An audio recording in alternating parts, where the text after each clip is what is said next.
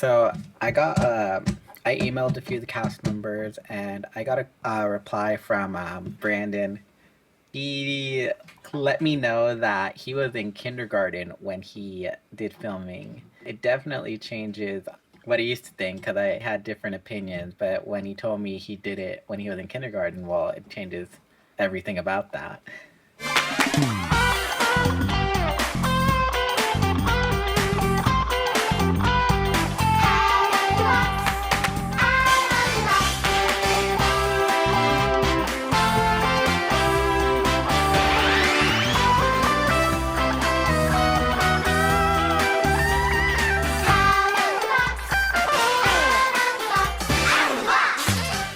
Hello, everyone. Welcome to an episode of The Box Cutter, where we take apart an episode of Disney's Out of the Box and see if it still holds up.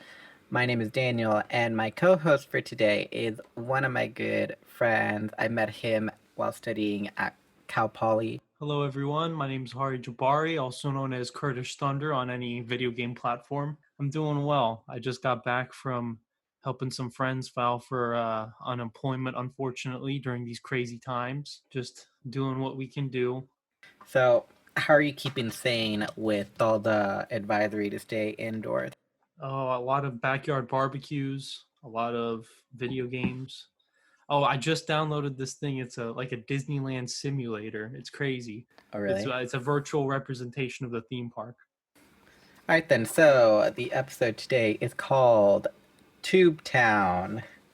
Kind of makes me think of, you remember Toontown, that MMO? Oh, I love Toontown. Rest in peace, Toontown. The servers shut down. Yeah, that's what I thought of when I heard Tube Town. So to start off, Vivian is already in the clubhouse, and she is making paper flowers out of tissue paper.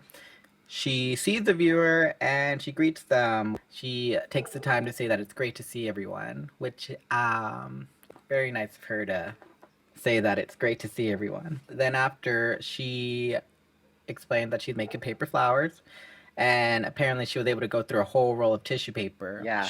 I remember in that episode, she had a lot of empty tissue paper rolls saved for some reason. I've never personally known anyone to save those. You know? Yeah. So once she goes through the roll, she looks at the tube, and she uses that as a teaching moment to show the value of things. She shows the viewer that it can be used as like a telescope.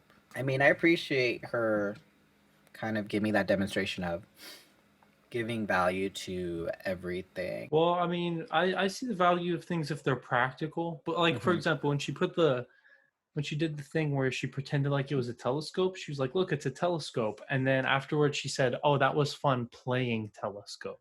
I know. As a kid, I would say, no, that's not a telescope because it doesn't help you see things from far away. But she's talking about like using the imagination to play pretend. And I don't know, personally, that I didn't play pretend much as a kid. I see. After doing that, Vivian then pretend telescopes to see Brandon, Cece, and Dane enter the clubhouse by themselves. That never happens. They usually come in with either Tony and Vivian, so in my head I'm just thinking, where's Tony? In your head, you're thinking, what have those kids done to Tony? Either he's hitting on someone's mom, or yeah, he's fighting off a bear.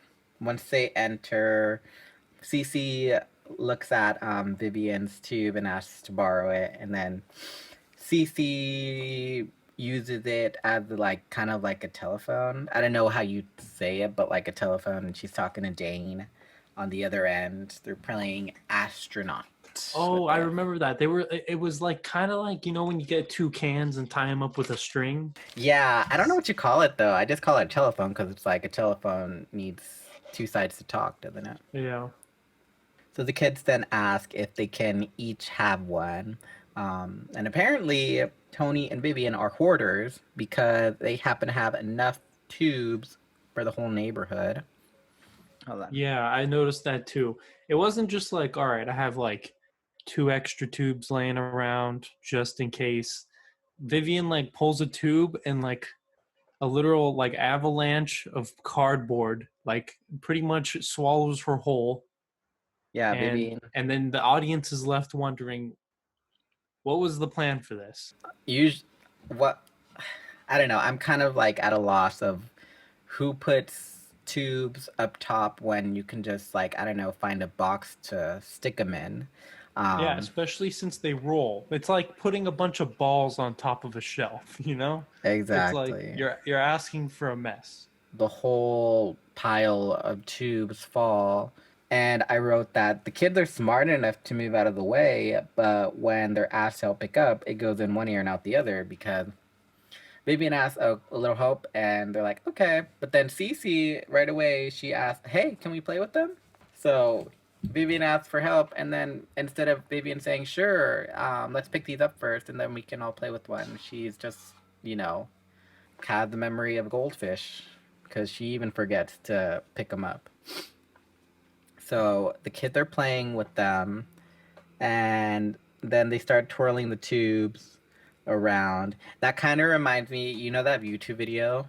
We're talking about Star Wars Kid? Yeah, Star Wars kid.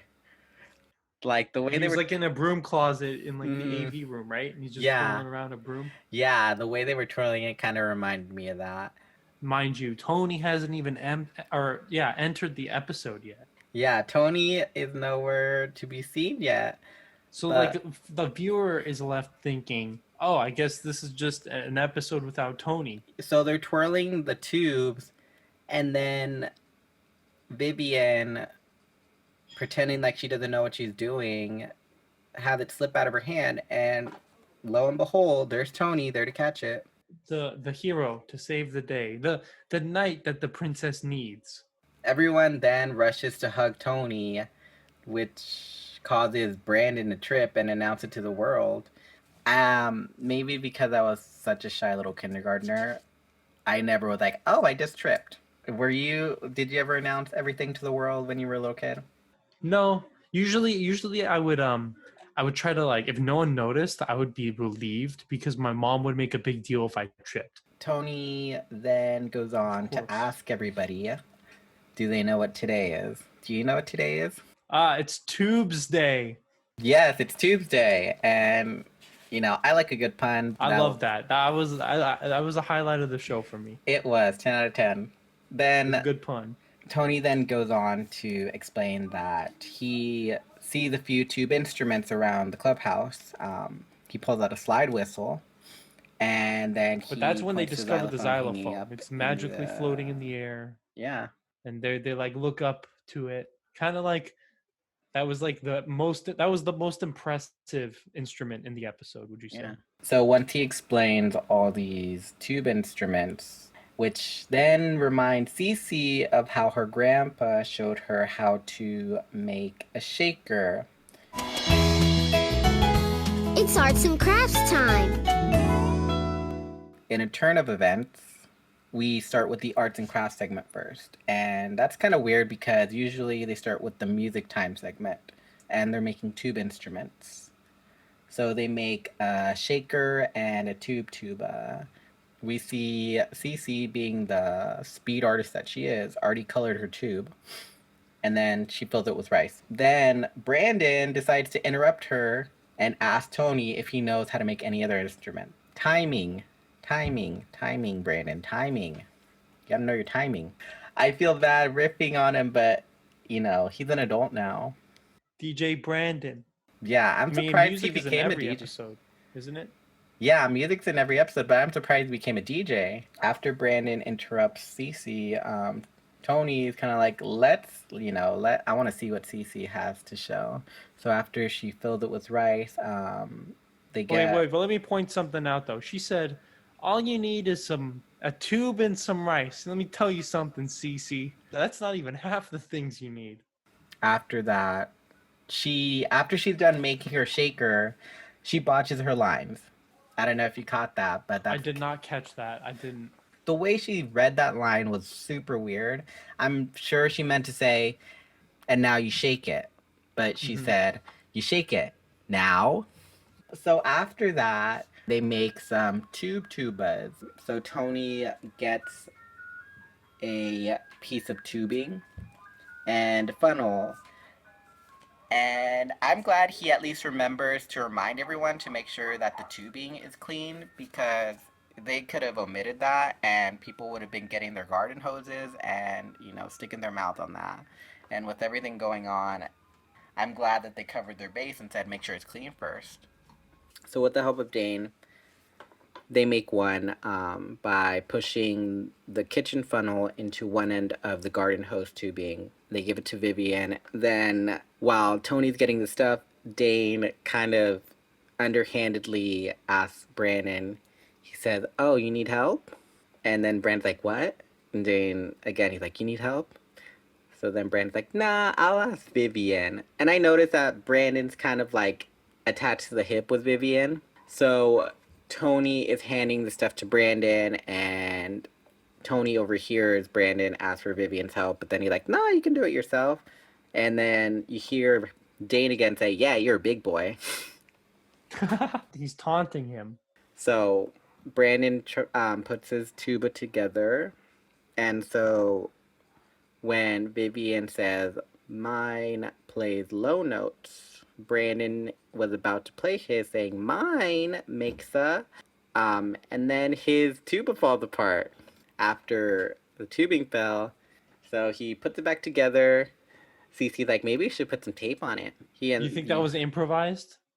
Probably. CC the improv. Maybe you should put some tape on it, because come on, they weren't planning on that breaking. Yeah, they weren't planning on it falling apart. And then he, CC goes, "You should put some tape on it." Once he puts it back together, he demonstrates that his makes a high note. He's definitely the most clumsy of the bunch. God bless him. Yes, thank you. I was trying to think of another word besides awkward. What's so weird about this is that Cece and Brandon make their instruments, but then Dane is like, "Nah, I just want to use a side whistle." So then after everyone makes their instruments, they get the idea of forming a band, and that leads into the first song of the episode. It's music time. So the first song of the episode, I'm titling it "Come Join Our Tubi Band." What do you think of that? That one was definitely less intense than the other song in the show. Mm-hmm. You know, the same episode, I mean. Because I believe that there's this song and there's one more that happens.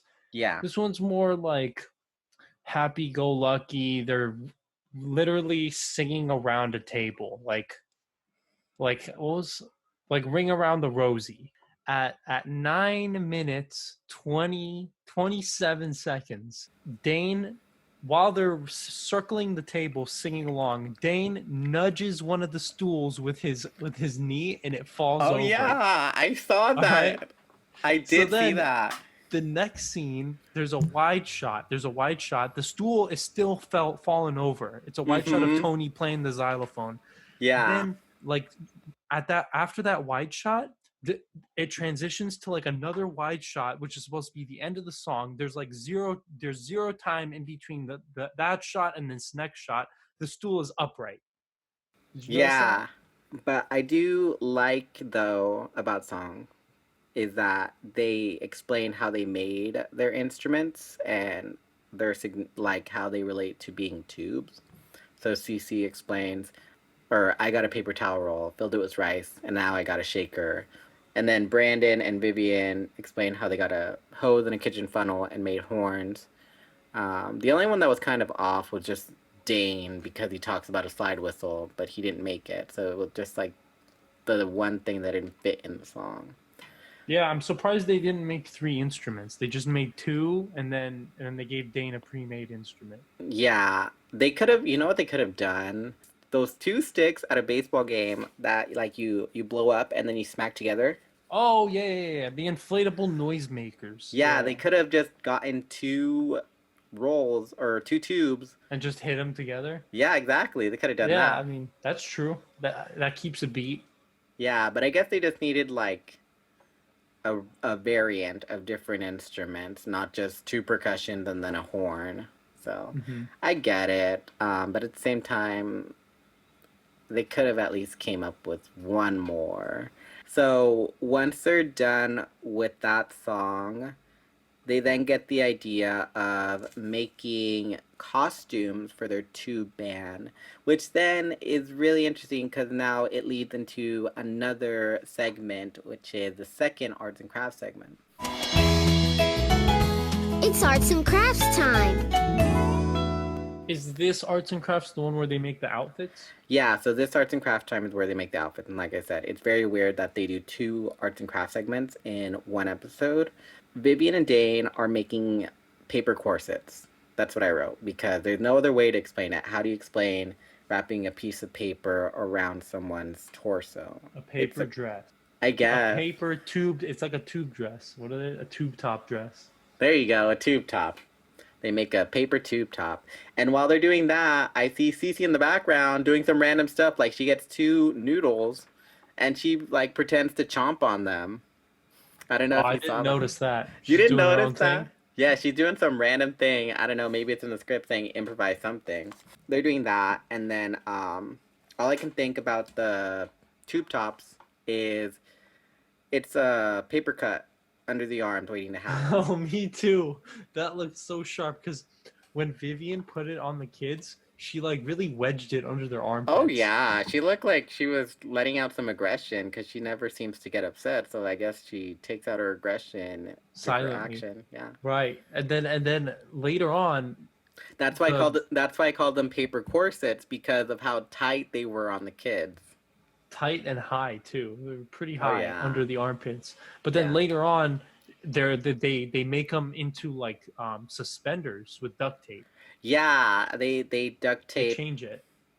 I think though they duct tape it though because it's a tube and so it doesn't have anything to hold it up. So I think they make the straps with duct tape so that way it stays on the body versus slide off the body. So while Vivian is helping Cece and Dane make paper tube tops, Tony and Brandon are making tube hats. Or actually, it's just Tony making tube hats, and Brandon's just watching him. Brandon's like, which one's mine? All right, Brandon, I guess I'll make you one too. Cece then gets the idea of making a necklace with some noodles. And then Dane makes some paper cuffs. And what I noticed when they were, when all the kids were showing off their tube costumes, was that Tony and Vivian were kind of like quietly noting things to each other.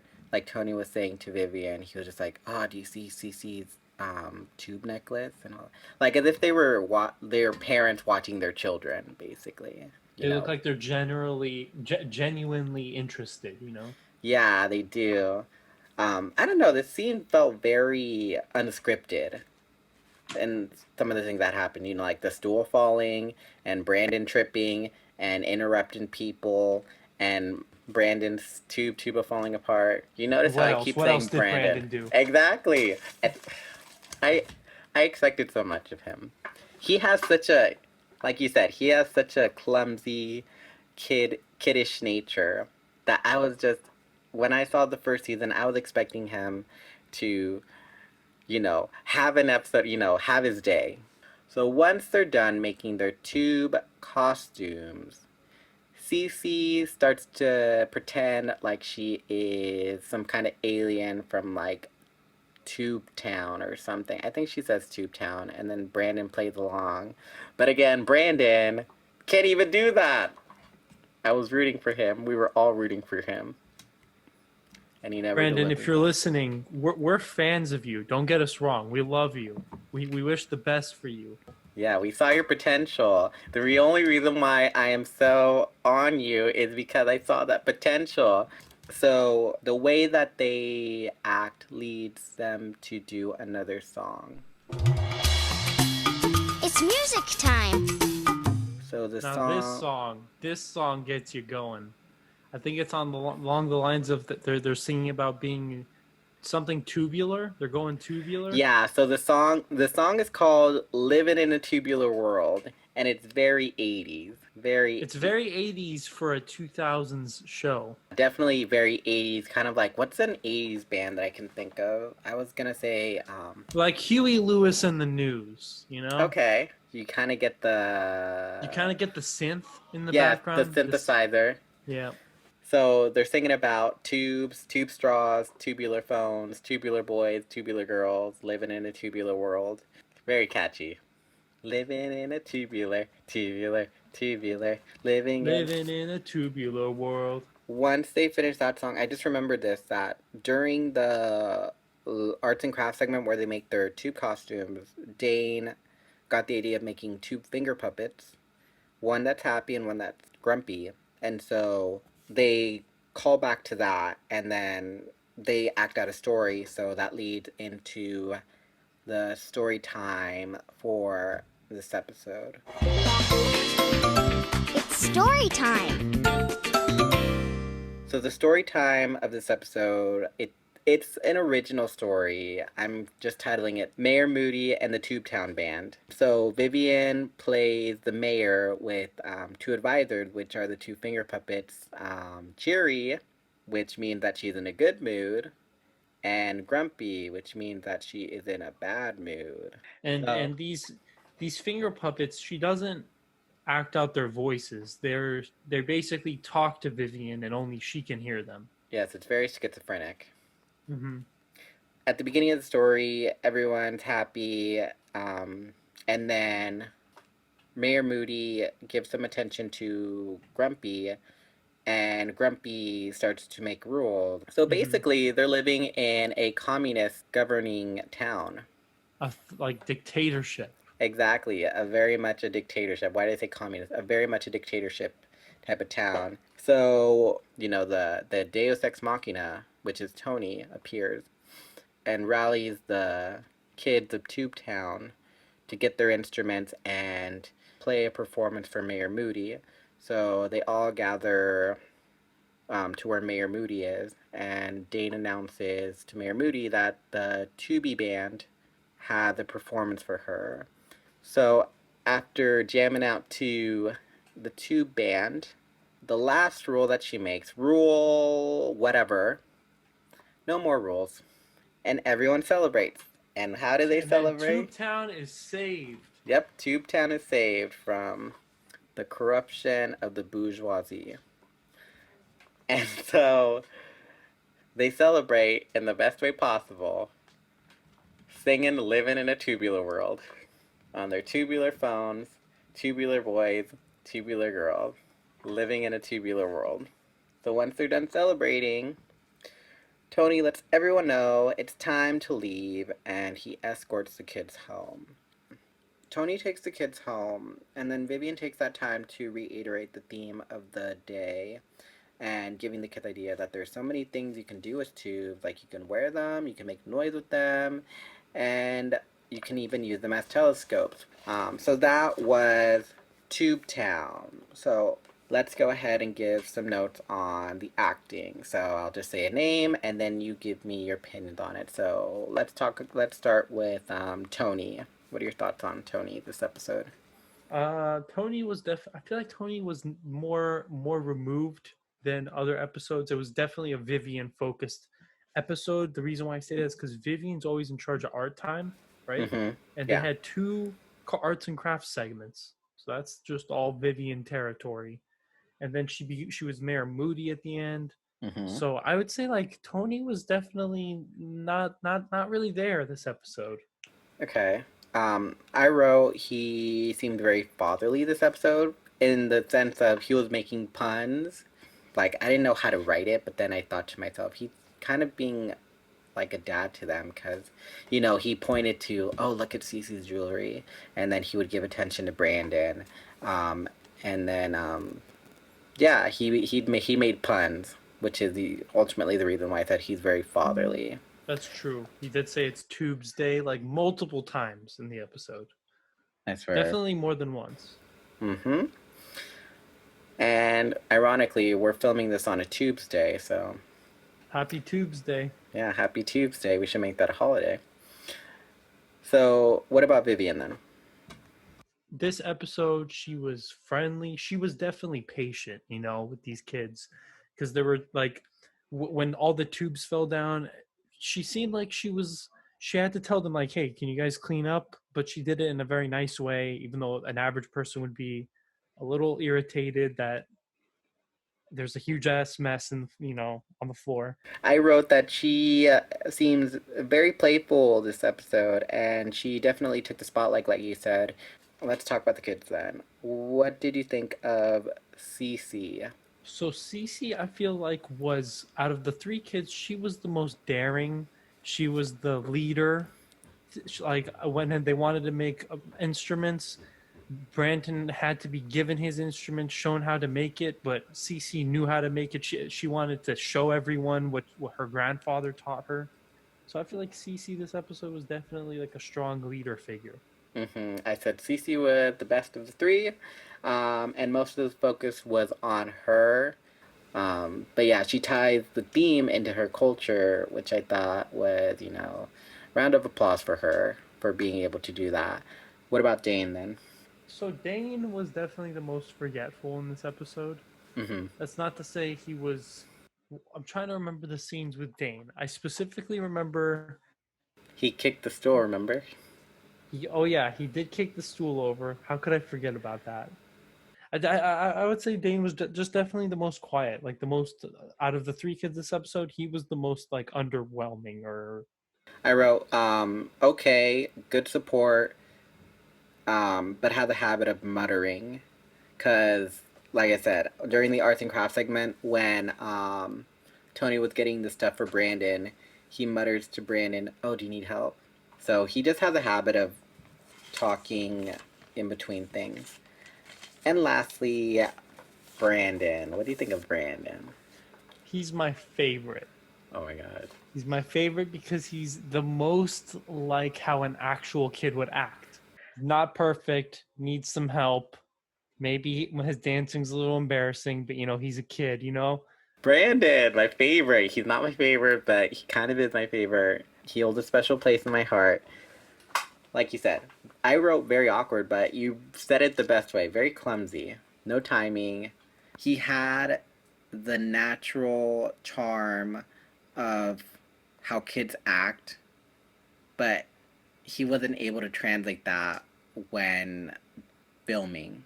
I guess is why I was like, so come on, Brandon, come You're like on. frustrated. And I expect so much because I used to, perform when I was young.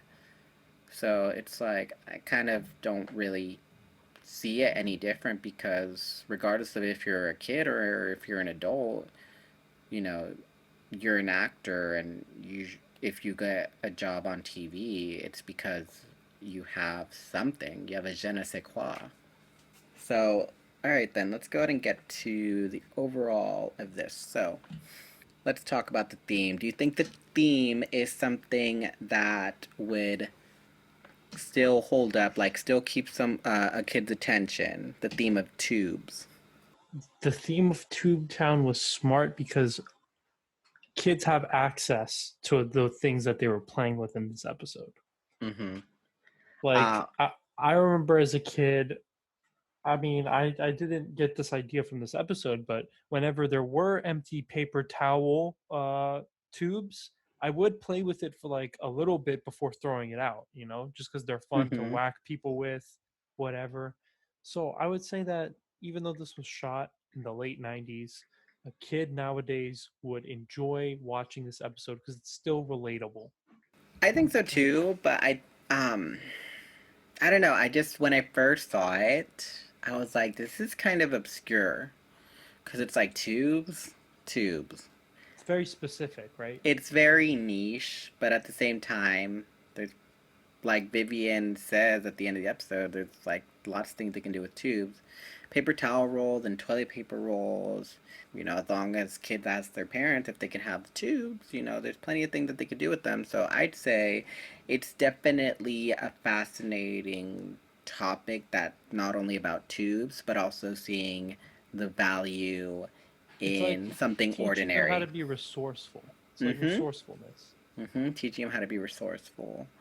What about the music then? Do you think the music, the quality of it was good, or do you think fell by the wayside? I thought it was pretty good, especially living in a tubular world. That was a full on like fully produced track. It wasn't just like them singing and with their instruments. There was like four different backtracks. There was like a synth, like we talked about. There was like a guitar, like drums in the background that weren't in the song. It was Hmm. very well produced, I would say. I'm kind of split on the music, only because, like I said, I have a love hate with Join Our Tubi Band because So Barney. it's so Barney with how it sounds, but the lyrics are kind of, they're not kind of. The lyrics are They get catchy. stuck in your head. They Yeah. get stuck in my head because I still like sing it to myself when I'm doing chores or something. Obviously, living in a tubular world is accidentally genius because it's very 80s, but it's also a song that probably like I would hear on like K Earth or something. Um, Definitely. so yeah, I'd say it still holds up. All right, then the arts and crafts. Do you feel like the arts and crafts? Then do you feel that they're practical? They're still accessible? I Um, enjoyed watching them make the instruments. I did. I didn't enjoy them making the clothes. I don't know why. Maybe because if I was a kid, once I made the instruments, I'd just start playing with it. Like I don't need to dress up to play with an instrument. But that might just be like my personality. Some kids might like to play dress up and maybe they prefer that part, but that wasn't me. I liked both, but I didn't love them. I thought they were okay in that you can make a tube shaker.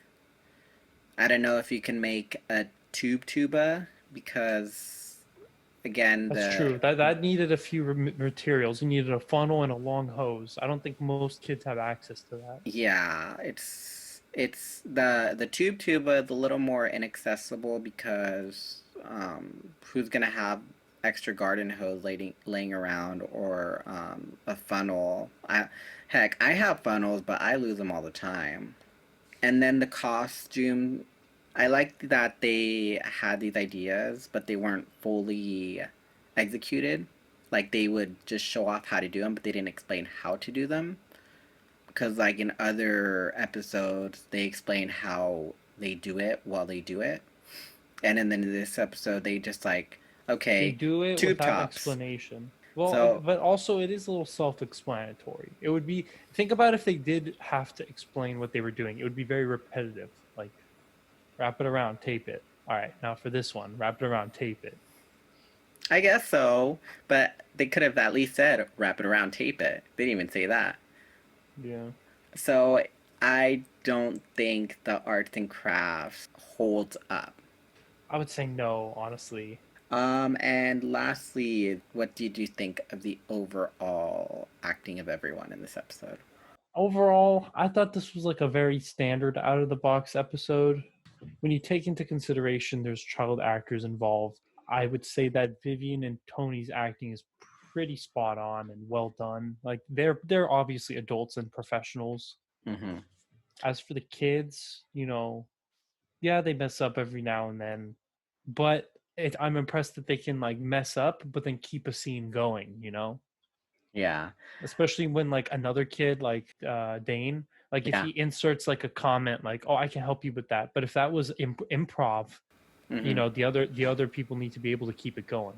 I think the acting overall in this episode, um, very solid. So I'd say the acting still holds up. All right. So overall, Tube Town holds up. So Hari, before we go, is there any projects you have lined up, or is there anything that you want to plug to the listeners? Plug? Nah, I'm much of a recluse. But if anyone ever wants to add me on, I don't know, Steam, Shadow H777. Make sure to leave a comment down below if you like what you hear. Why not subscribe? I'm also on SoundCloud as the Box Cutter, as well as iTunes. Send an email, leave a comment. Tell me what you like, what you don't like, what I can improve on, because it takes a village to raise something beautiful. In the words of Tony and Vivian, so long, farewell, until we meet again. Tubular hats, tubular feet. There are even tubes that are good to eat. Walking down the tubular street.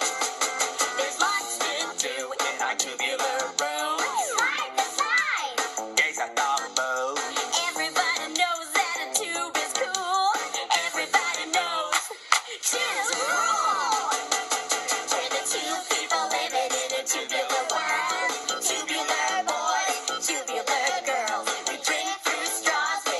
circular swirl.